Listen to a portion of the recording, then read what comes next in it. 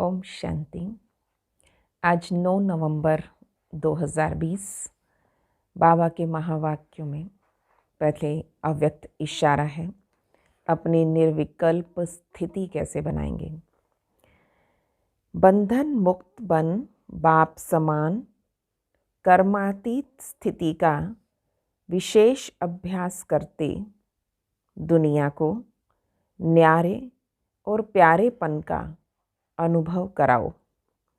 अचल, अडोल, निर्विघ्न, निर्बंधन, निर्विकल्प, निर्विकर्म अर्थात निराकारी, निर्विकारी और निरहंकारी। इसी स्थिति को दुनिया के आगे प्रत्यक्ष रूप में लाओ, तब कहेंगे बाप समान।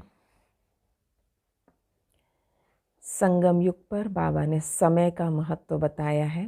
आज बाबा ने कहा, मीठे बच्चे, तुम्हारा ये टाइम बहुत बहुत वैल्यूएबल है, इसलिए इसे व्यर्थ मत गंवाओ।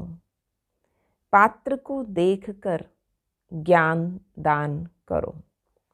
तुम्हारा ये टाइम बहुत बहुत वैल्यूएबल है, इसलिए इसे व्यर्थ मत गंवाओ। पात्र को देखकर ज्ञान दान करो। प्रश्न है, गुणों की धारणा भी होती जाए और चलन भी सुधरती रहे, इसकी सहज विधि क्या है। ज्ञान मार्ग में सबसे बड़ी उपलब्धि है दैवी गुणों की धारणा। तो बाबा ने पूछा, गुणों की धारणा भी होती जाए और चलन भी सुधरती रहे, इसकी सहज विधि क्या है। जो बाबा ने समझाया है वो दूसरों को समझाओ। सबसे सहज विधि है सेवा करो। जो बाबा ने समझाया है वो दूसरों को समझाओ। ज्ञान धन का दान करो तो गुणों की धारणा भी सहज होती जाएगी, चलन भी सुधरती रहेगी। जिसकी बुद्धि में ये नॉलेज नहीं रहती है, ज्ञान धन का दान नहीं करते हैं, वो है मनहूस। वो मुफ्त अपने को घाटा डालते हैं। गीत है, बचपन के दिन भुला ना देना, आज हंसे कल रुला ना देना।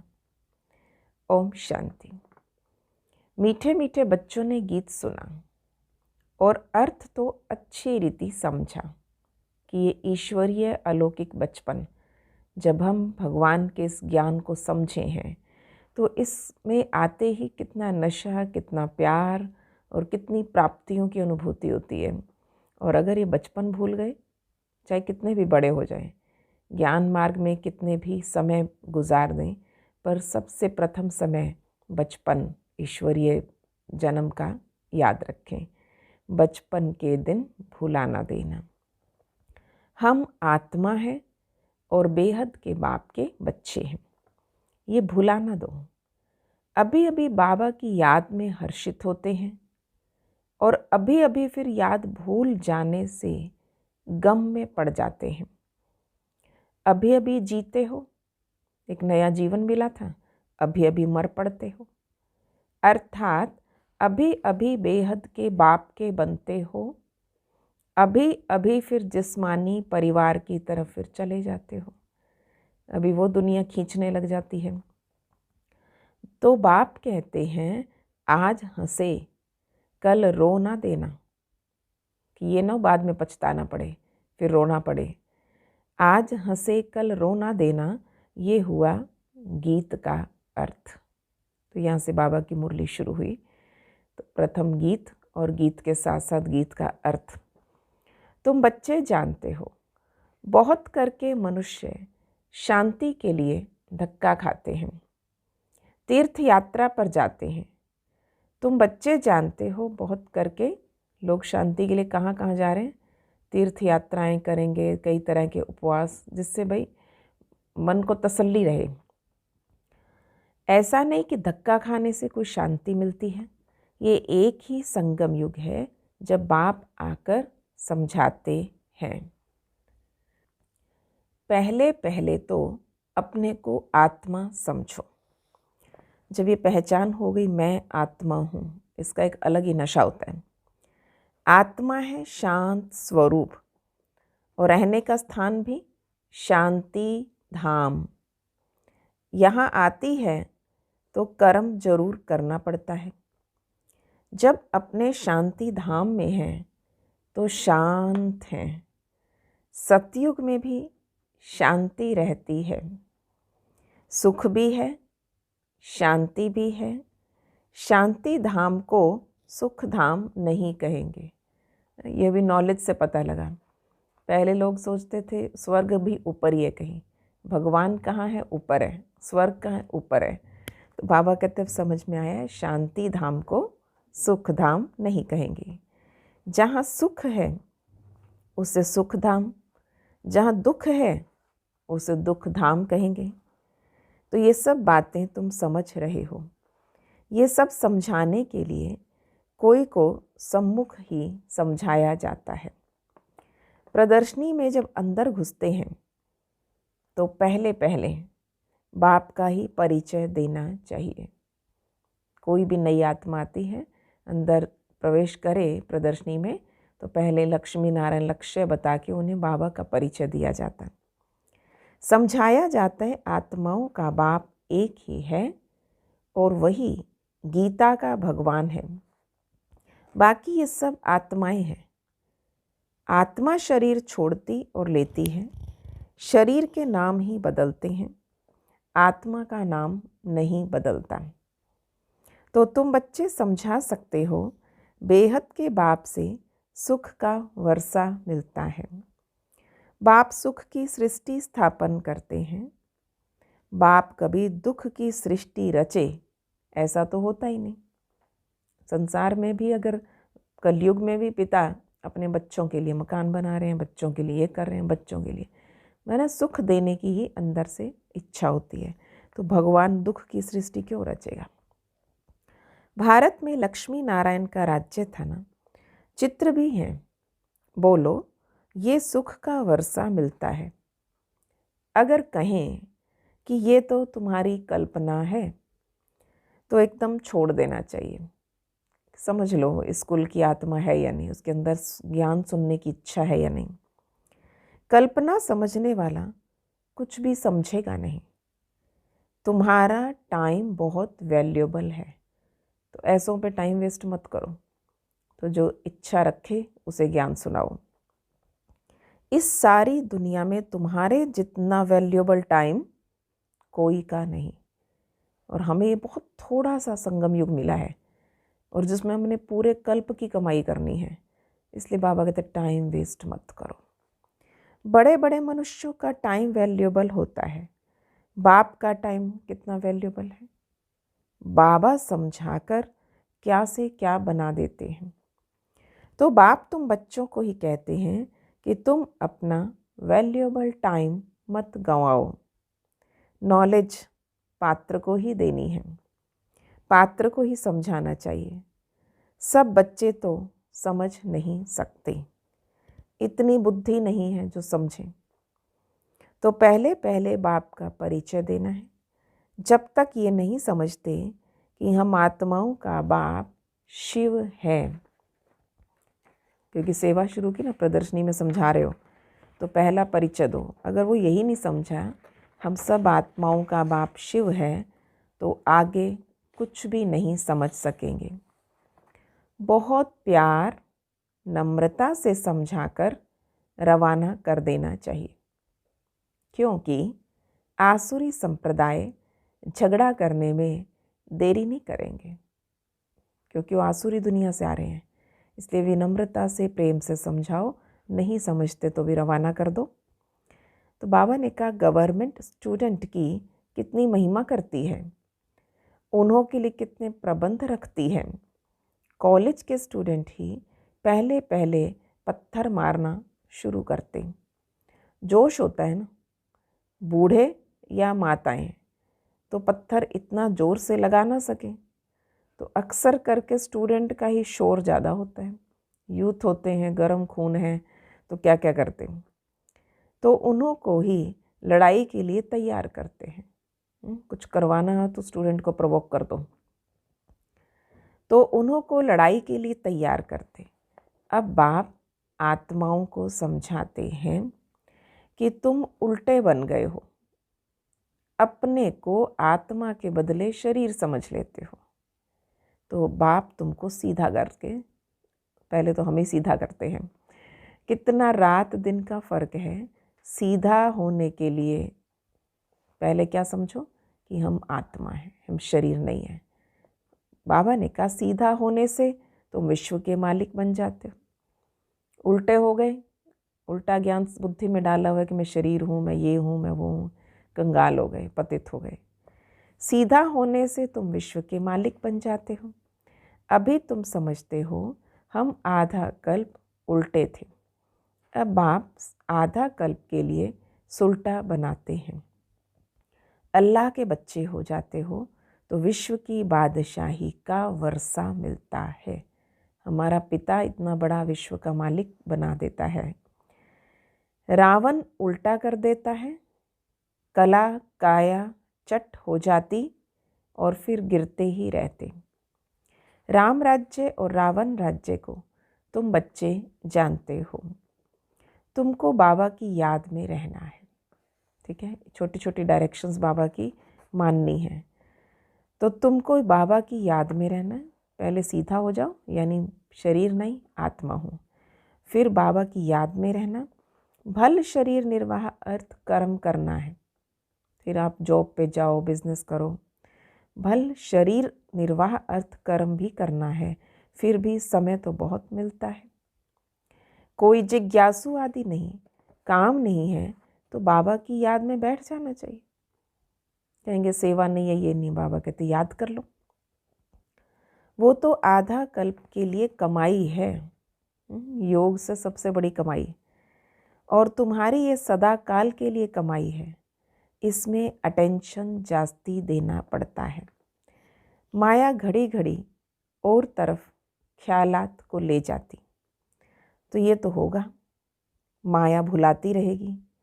इस पर एक नाटक दिखाते हैं कि प्रभु ऐसा कहते और माया ऐसा कहते। तो कई तरह के छोटे छोटे प्रोग्राम नाटक बाबा बनवाते थे ताकि लोगों को समझाना इजी हो जाए। बाप बच्चों को समझाते माम एकम याद करो। इसमें ही विघ्न पड़ते हैं और कोई बात में इतने विघ्न नहीं पड़ते। पवित्रता पर कितनी मार खाते हैं। भागवत आदि में इस समय का ही गायन है। पूतनाएँ सुपनखाएँ भी हैं, तो ये सब इस समय की ही बातें हैं। ऐसी ऐसी आसुरी आत्माएँ कैसे विघ्न डालती हैं। तो बाबा इसमें स्पेशल समझाते थे पवित्रता के लिए। कभी ऐसा नहीं कि भाई लोग तंग करते, नहीं।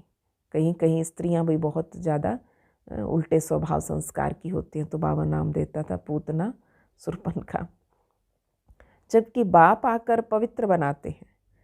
उत्सव आदि भी जो मनाते, जो पास्ट हो गया उसका ही तो त्योहार मनाते आते, पास्ट की महिमा करते आते। राम राज्य की महिमा गाते हैं क्योंकि पास्ट हो गया। जैसे क्राइस्ट आदि आए, धर्म स्थापन करके गए, तिथि तारीख भी लिख देते हैं, फिर उसका बर्थडे भी मनाते आते। भक्ति मार्ग में भी ये धंधा आधा कल्प चलता है। सतयुग में ये होता ही नहीं, ये दुनिया ही खत्म हो जानी है। ये बातें तुम्हारे में भी बहुत थोड़े ही समझते हैं। बाबा ने समझाया सब आत्माओं को अंत में वापस जाना है। सब आत्माएं शरीर छोड़ चली जाएंगी। तुम बच्चों की बुद्धि में है, बस अब बाकी थोड़े दिन है। अब फिर से ये सब विनाश हो जाना है। सतयुग में सिर्फ हम ही आएंगे, सभी आत्माएं तो नहीं आएंगी। जो कल्प पहले आए थे वही नंबरवार आएंगे। वही अच्छी रीति पढ़कर और पढ़ा भी रहे हैं। जो अच्छा पढ़ते हैं वही फिर नंबरवार ट्रांसफ़र होते हैं। तुम भी ट्रांसफ़र होते हो। तुम्हारी बुद्धि जानती है जो आत्माएं हैं सब नंबरवार हैं। शांति धाम में भी बाबा बता रहे हैं, वहाँ शांति धाम में सब नंबरवार जाके बैठेंगी और फिर नंबरवार आती रहेंगी। धरती पे भी सबका पार्ट इकट्ठा नहीं है, नंबरवार आती रहेंगी। बाप फिर भी कहते मूल बात है बाबा का परिचय देना। बाबा का नाम सदैव मुख पे हो। सदा मुख पर क्या चढ़ा रहे? बाबा। बाबा, हर बात में बाबा याद रहे। आत्मा क्या है, परमात्मा क्या है, दुनिया में कोई भी नहीं जानते। भल गाते हैं, भ्रकुटी के बीच चमकता है अजब सितारा। बस उससे जास्ती कुछ जानते नहीं है। गायन कर देंगे कि आत्मा होती है, भ्रकुटी के बीच चमकती है, पर इससे ज़्यादा और कुछ नहीं जानते। और बाबा ने आत्मा का कितना विस्तार समझाया है ना। आत्मा का जन्म, पुनर्जन्म, कैसे सतो प्रधान बनी, तमो प्रधान, कितना आत्मा पर ही विस्तार बाबा ने किया। तो दुनिया बस जास्ती कुछ नहीं जानती। जो भी ये ज्ञान बहुत थोड़ों की बुद्धि में है, घड़ी घड़ी भूल जाते हैं। पहले पहले समझाना है, बाप ही पतित पावन है। वर्षा भी देते हैं, शहनशाह बनाते। तुम्हारे पास गीत भी है ना, आखिर वो दिन आया आज, जिसका रास्ता भक्ति मार्ग में बहुत तकते थे, बहुत इंतज़ार किया जिसका। द्वापर से भक्ति शुरू होती और अंत में बाप आकर फिर रास्ता बताते हैं। ऐसे सारा सृष्टि चक्र याद करो। कहाँ से आए, फिर द्वापर में क्या की, भक्ति शुरू हुई, फिर अंत में कौन आए रास्ता बताने के लिए संगम पर। तो बाबा ने कहा ये कयामत का समय भी इसी को ही कहा जाता है कि जब भगवान आकर ज्ञान देवे, अंत का समय हो, उसको कहते हैं कयामत का समय। आसुरी बंधन का सब हिसाब किताब चुकतू कर फिर वापस चले जाते। 84 जन्मों के पार्ट को तुम जानते हो, ये पार्ट बजता ही रहता।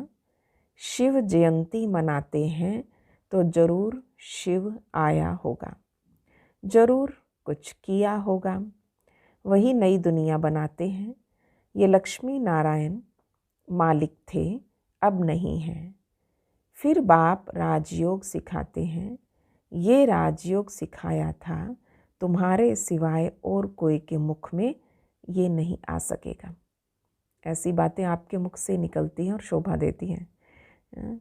तुम समझा सकते हो। शिव बाबा हमको राजयोग सिखला रहे हैं।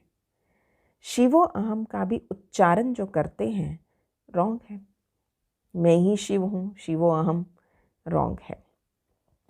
तुमको बाबा ने समझाया, तुम ही चक्र लगाए ब्राह्मण कुल से देवता कुल में आते हो, सो हम सो का अर्थ भी तुम समझा सकते हो। हम सो हम ब्राह्मण हैं, सो 84 जन्म लेते लेते चक्र लगाया और उसके बाद लगाते लगाते शूद्र बन गए, सो फिर ब्राह्मण बनेंगे, सो देवता बनेंगे। तो बाबा ने कहा ये कोई मंत्र जपने का नहीं है, बैठे बैठे सोहम। बाबा कहते सोहम मंत्र नहीं है। बुद्धि में अर्थ रहना चाहिए, और वो भी सेकंड की बात। जैसे बीज और झाड़ सेकंड में सारा ध्यान आ जाता, वैसे हम सो का राज भी सेकंड में आ जाता। हम ऐसे चक्र लगाते हैं जिसको स्वदर्शन चक्र भी कहा जाता है। तुम किसी को कहो कि हम स्वदर्शन चक्रधारी हैं, तो अब किसी को कहो आप जरा हम स्वदर्शन चक्रधारी हैं, तो क्या कहेंगे? अपने आप को समझते क्या हो? क्योंकि स्वदर्शन चक्र तो श्री कृष्ण के पास थे। तो बाबा ने कहा तो तुम किसी को स्वदर्शन चक्रधारी हैं तो मानेंगे नहीं, कहेंगे ये तो सब अपने ऊपर ही टाइटल रख लेते हैं। फिर तुम समझाएंगे कि हम 84 जन्म कैसे लेते हैं, ये चक्र फिरता है। आत्मा को अपने 84 जन्मों का दर्शन होता है। इसको ही स्वदर्शन चक्रधारी कहा जाता है। पहले तो सुन के चमक जाएंगे। जब पहले कहा कि हम स्वदर्शन चक्रधारी, उनको बड़ी हैरानी होगी। फिर ये क्या गपोड़ा लगाते हैं, पहले एकदम से ऐसे बोलेंगे।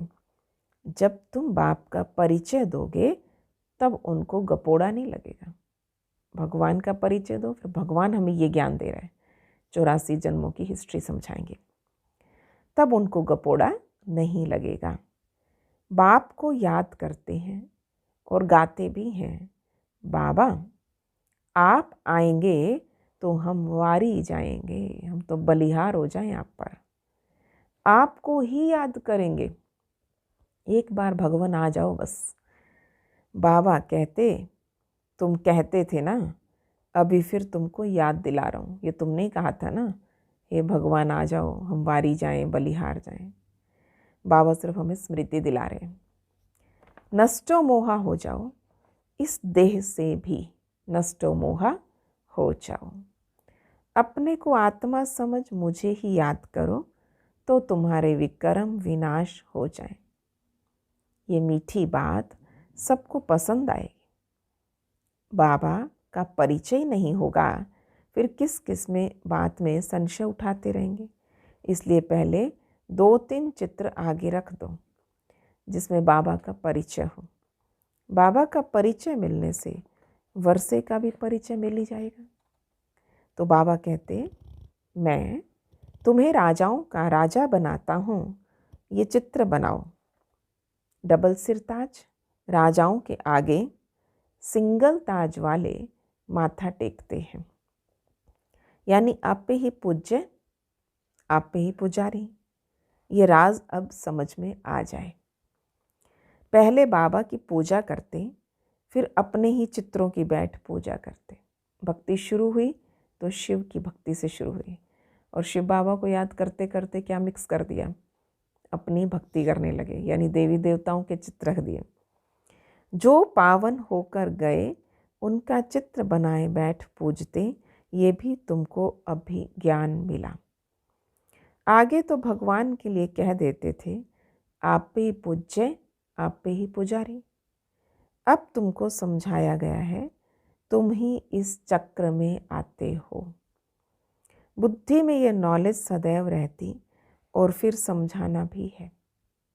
धन दिए धन ना खुटे। जो धन दान नहीं करते,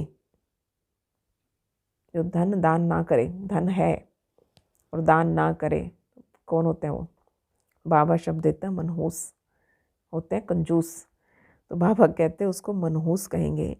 बाबा ने जो समझाया वो दूसरों को समझाना है, ये हमारी ड्यूटी बनती है। नहीं समझाएंगे तो मुफ्त अपने को ही घाटा डालेंगे। तो पहला है जो समझा सो समझाओ। दूसरा है गुण भी धारण नहीं होंगे। अगर आप दूसरों को समझाओगे नहीं ना, तो दैवी गुण स्वयं में धारणा टाइम लगेगा, बहुत मुश्किल होगा। जब दूसरों को समझाना शुरू कर देते हैं तो दैवी गुणों की धारणा सहज हो जाती है, क्योंकि हम भी तो कह रहे हैं दूसरों को शांत रहना चाहिए, खुश रहना चाहिए। वो खुशी अपने चेहरे पे भी तो हो, शांति अपने जीवन में भी तो हो।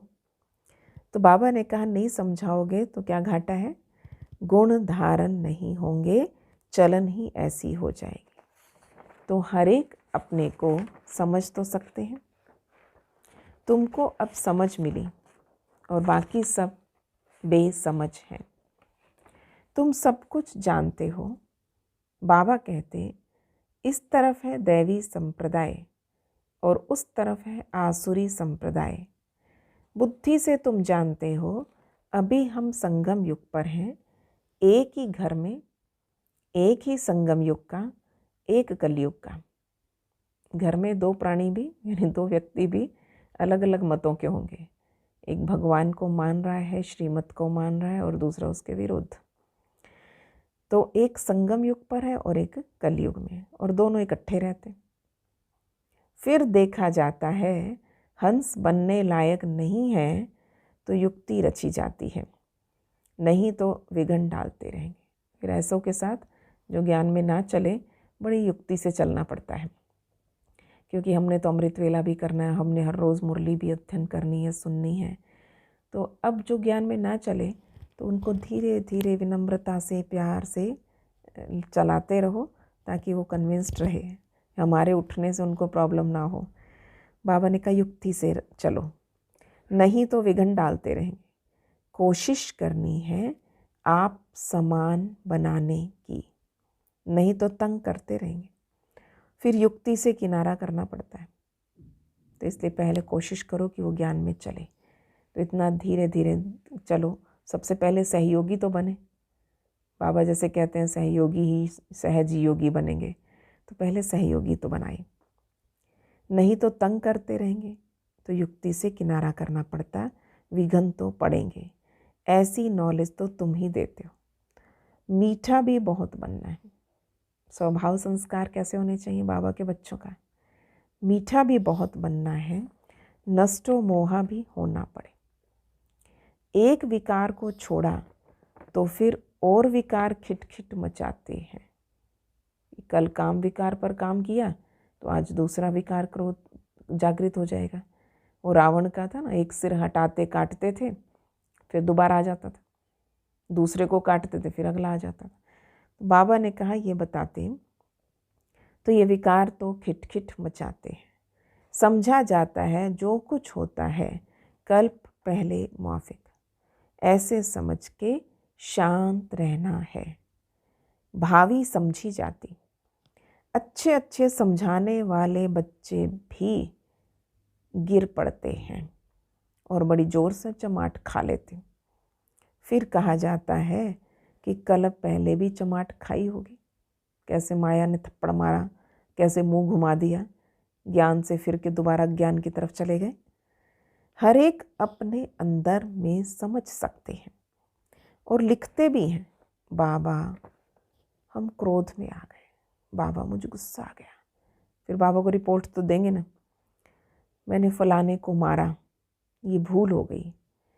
अब रियलाइजेशन तो होती है ना, ज्ञानी आत्माएं हैं तो गलतियां करेंगे तो रियलाइजेशन भी है।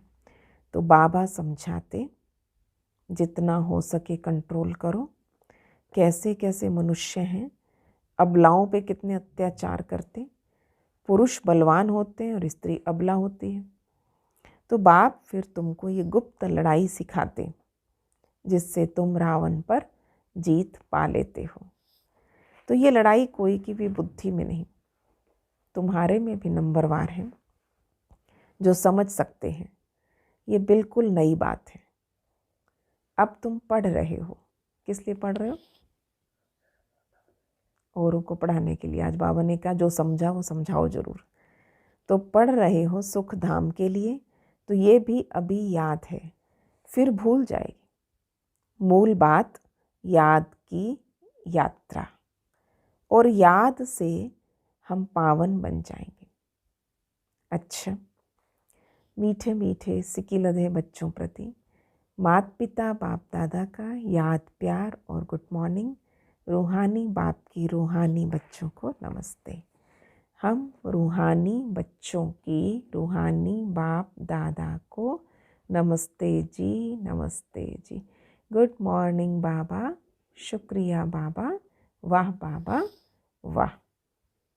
तो आज होमवर्क क्या करेंगे? तो आज धारणा की बात। तो आज पहला पॉइंट, कुछ भी होता है तो भावी समझ शांत रहना है, क्रोध नहीं करना। जितना हो सके अपने आप को कंट्रोल करना है, युक्ति रचकर आप समान बनाने की कोशिश करनी है। क्योंकि छोटे बड़े बहुत तरह के सब के साथ रहना पड़ता है, तो इसलिए पहले वाला ने जितना हो सके कंट्रोल करना है। पर ये नहीं कि जब कंट्रोल से बाहर हो जाए तो गुस्सा कर लेना है। तो सिर्फ तब भी सिर्फ गुस्से की एक्टिंग होती है, कहीं कहीं ऑफिशियल होना पड़ता है कि आपको सिर्फ बोलना है, आपने सिर्फ ऐसा स्वरूप दिखाना होता है, पर अंदर से कोई दुर्भावना नहीं, अंदर का क्रोध नहीं, अंदर नहीं रहे। तो इसलिए बाबा ने कहा बच्चे युक्ति रच के आप समान बनाने की कोशिश करनी है। जो हमारे साथ रहते हैं वो भी ज्ञान में चलें, उनका भी कल्याण हो जाए। दूसरा, बहुत प्यार और नम्रता से सबको बाप का परिचय देना है।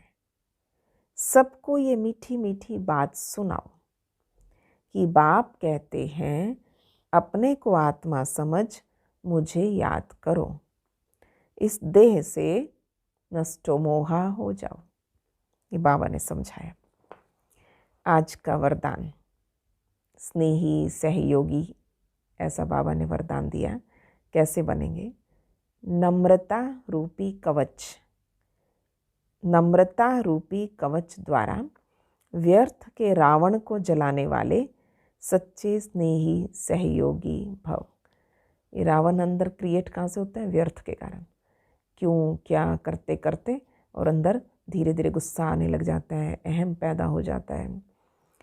तो बाबा ने कहा सबसे अच्छा तरीका है, कवच है नम्रता। नम्रता रूपी कवच द्वारा व्यर्थ के रावण को जलाने वाले सच्चे स्नेही सहयोगी भव। कोई कितना भी आपके संगठन में कमी ढूंढने की कोशिश करे, लेकिन जरा भी संस्कार स्वभाव की टक्कर दिखाई ना दे। ये लोग बेनिफिट लेते हैं, नहीं तो लोग कोशिश करते हैं, ढूंढते ही चीज़ें हैं कि कहीं कहीं नुक्स निकालें इनका भी। आप लोग भी ऐसा है जी, आप लोग भी ऐसे करते हो। इसलिए बाबा ने कहा सबसे अच्छी चीज़ है कि आप विनम्रता बनाए रखो और स्वभाव संस्कार मिला के चलो। कोई कितना भी आपके संगठन में कमी ढूंढने की कोशिश करे, लेकिन जरा भी स्वभाव संस्कार का टक्कर दिखाई ना दे। अगर कोई गाली भी दे, इंसल्ट भी करे, आप सेंट बन जाओ। संतों को गुस्सा नहीं आता, इसलिए बाबा ने कहा आप संत बन जाओ, सेंट बन जाओ।